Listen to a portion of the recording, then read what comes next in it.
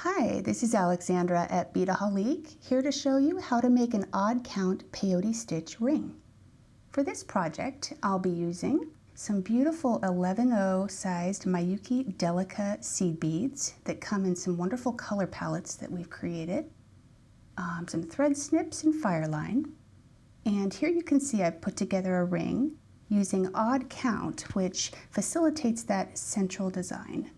And so as a variation, I'm going to start with this color palette here and just begin with a couple feet of FireLine and thread on my stopper bead.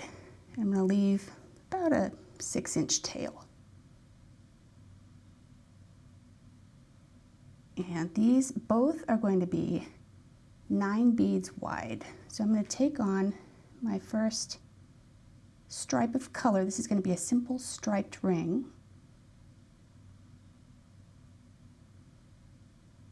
And the Delicas are great to use with this because of their uniform shape. They really stack nicely. 4, 8, and 9. Thread those down to the end to my stopper bead. And now begin my second row of weaving by picking up 1 bead per stitch, going under my following bead, and alternating. We have a really good beginner video on odd count peyote, so you might want to reference that if you've never done this before. The first few rows are always the trickiest. You don't have a loom or a tool that's holding your beads together. So it just takes a row or two for them to get so you can hold them more easily. So I'm just going back and forth here, getting my order right.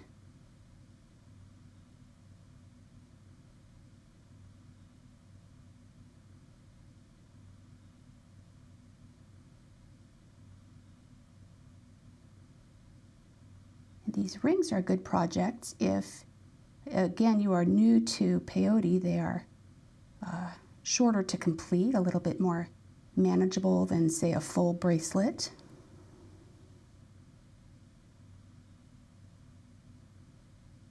And what's nice about the design also is that it facilitates a really clean, seamless join, which I will demonstrate at the end to bring the two ends together. All right, so coming up on the end of my second row here, I'm going to pick up my final bead and do that extra step that's necessary for odd count peyote.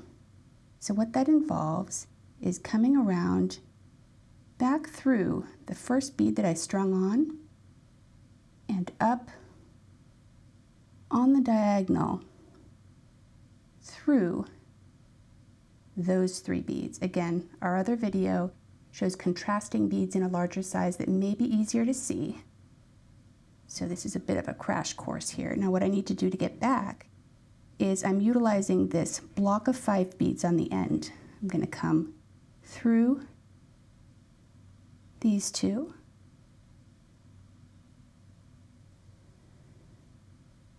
The object being to avoid a thread bridge. So I'm going to keep my thread as invisible as possible. Get my fingers out of the way for you. So I've come back through these 2 beads. Also going to come back through that first bead that I doubled back through initially. My little tail out of the way here. The reason we leave a tail is so that we can tie off the end of our thread. Now is where I can come back through that first bead and begin my third row. So just continue to add my beads row by row. This pattern will have 3 beads to each color row. Fill my little spaces.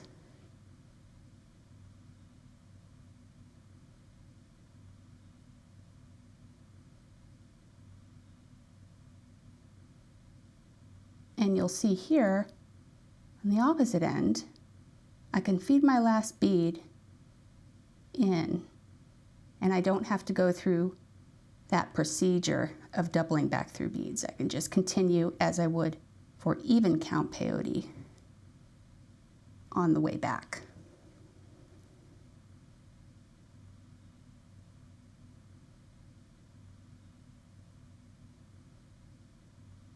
So this is the process of getting started on the ring.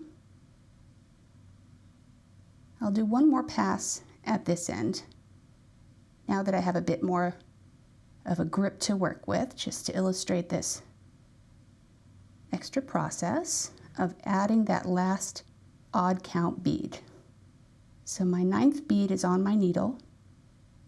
What I'm going to do is string back through that last bead on the previous row and those 2 angling up toward the row I've been working on.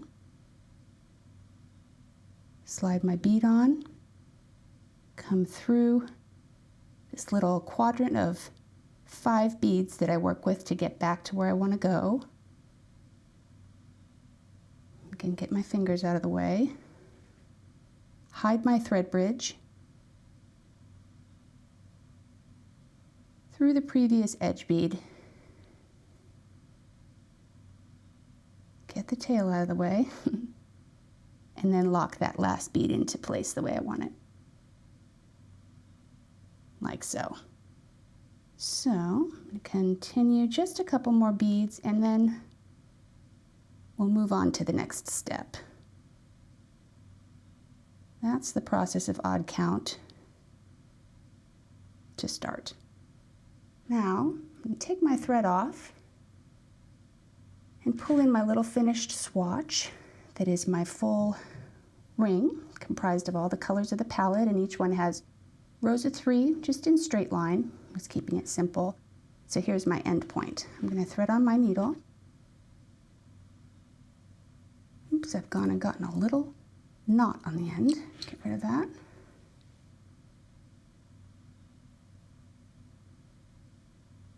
Thread my needle, and I've got all the beads on that I want, and it's come full circle in the pattern, which is nice. I sized it to my finger. You might also want to use a ring sizer to get it the size that you want. So what I'm going to do is bring the 2 ends together for the seamless join. It really is neat how they zip together like perfect little teeth. So you can see that I'm coming out of my last edge bead of brown. I'm going to come over to the opposite side of my beadwork and simply thread back through, alternating every bead back and forth, zipping up the 2 sides. It's a very satisfying, tidy little process. You do have to do each single individual bead one by one, sewing them together. And it is the same process as you would do for even count peyote.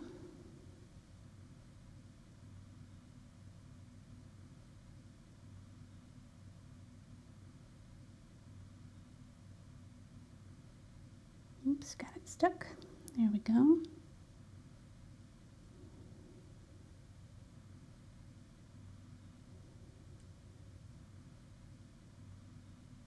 You don't want it to go through an extra bead. One by one, here we go. And once I'm to the end, I will tie off and weave in my thread, and then do the same on the opposite side where my stopper bead is. Flip this around, finish my last stitch here.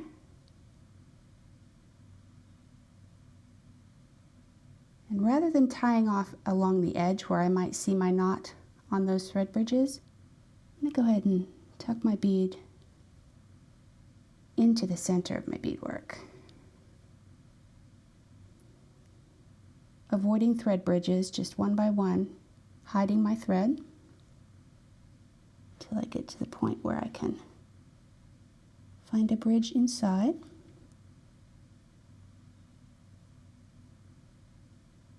Like so. Double back through.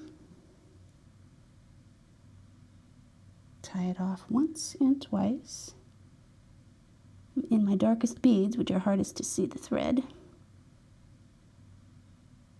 There we go. And then weave in my thread. Just go through a few adjacent beads before I clip it. I'll use my thread snips for this. And take my needle and do the same thing on this other side. I'm going to remove my stopper bead. I've left my little tail. Thread the needle. Go a little bit into my beadwork. And tie it off. Always tricky to find a thread bridge in these tight beads. There we go. And I'll go ahead and do a surgeon's knot here. Go once and twice around. Tuck the bead in where I know it's adjacent. And again. And clip. So there's a little Neopolitan peyote ring. And these, again, they use these beautiful Delica color palettes that we've come up with. So that's how to make an odd count peyote stitch ring. I hope you enjoyed this video.